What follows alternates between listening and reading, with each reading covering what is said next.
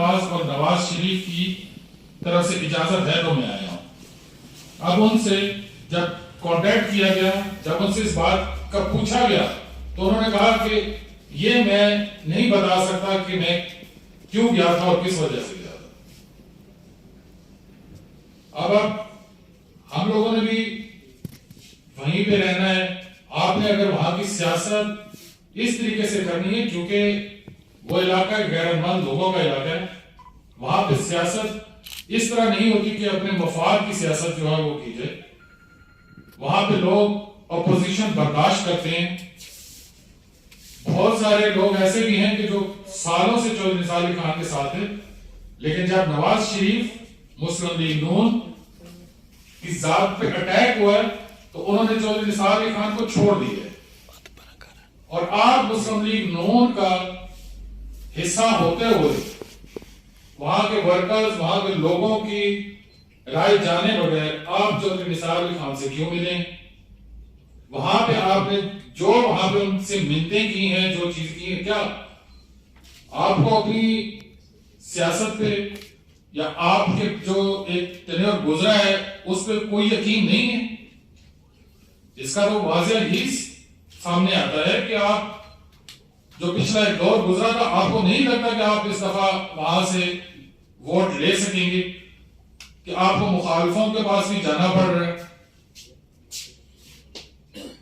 جہاں تک اس علاقے کی ابھی سیاست کی بات ہے, ہم سارے جو پہلے مسلم لیگ نون کے ساتھ بالکل کھڑے تھے, راجہ قمر الاسلام کی چودھری نثار سے ملاقات کے بعد میرا بھی خیال کہ راجہ قمر الاسلام کے ساتھ وہاں کے لوگوں کا کھڑا ہونا اب مناسب لگتا ہے. اب وہاں پہ خان سرور صاحب بھی آ گئے ہیں, وہاں پہ نئی اعجاز ہے, نیو کینڈیڈیٹ ہیں, وہ بھی ہیں. وہاں پہ راجہ قمر الاسلام صاحب بھی ہیں.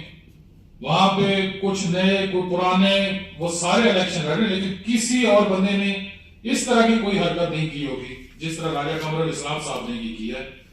اب میرا صرف یہی مطالبہ ہے کہ راجہ قمر الاسلام صاحب اس بات کی وضاحت کریں کہ انہوں نے چودھری نثار علی خان سے کیوں ملاقات کی, اور پارٹی پالیسی کی وجہ سے کی ہے یا پارٹی پالیسی سے ہٹ کے کی ہے. اگر پارٹی پالیسی سے ہٹ کے کی ہے تو میرا نہیں خیال کہ ان کو اپنے آپ کو مسلم لیگ نون کا ورکر بھی کہنا چاہیے.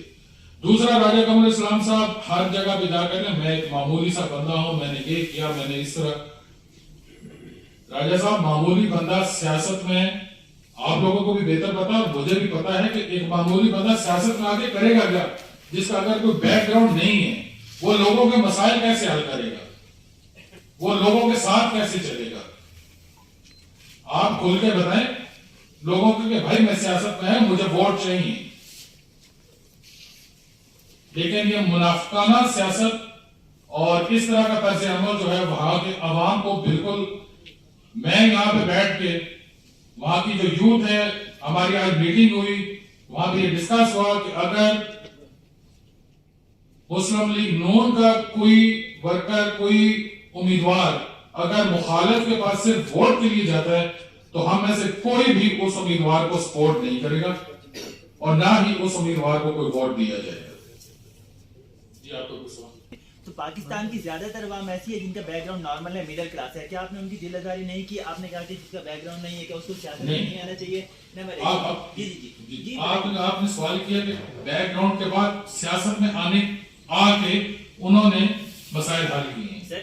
اب آپ سیاست میں آ گئے, بیک گراؤنڈ اگر آپ کا جو بھی ہے, آپ سیاست میں آ کے آپ لوگوں کے مسائل حل نہیں کر پا رہے, اور مسائل حل نہ کرنے کی وجہ آپ یہ بتا رہے ہیں کہ میں معمولی بندہ ہوں, یہ آپ کا کوئی ریزن نہیں ہے. یہ لیم ایکسکیوزز سیاست میں تو نہیں چلتے ہیں نا.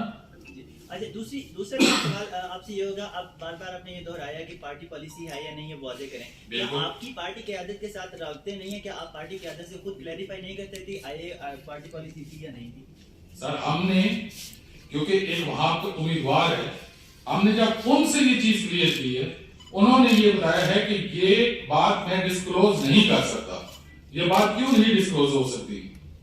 اگر آپ ملے ہیں, آپ کہیں میں ملا ہوں, مخالفوں سے بھی لوگ ملتے ہیں، لیکن مخالفوں سے لوگ اس طرح نہیں ملتے، چھپ چھپ کے نہیں ملا جاتا. اپنی سیاست بچانے کے لیے کوئی نہیں ملتا اس طرح مخالف سے. اور سر یہ جو آپ پریس کانفرنس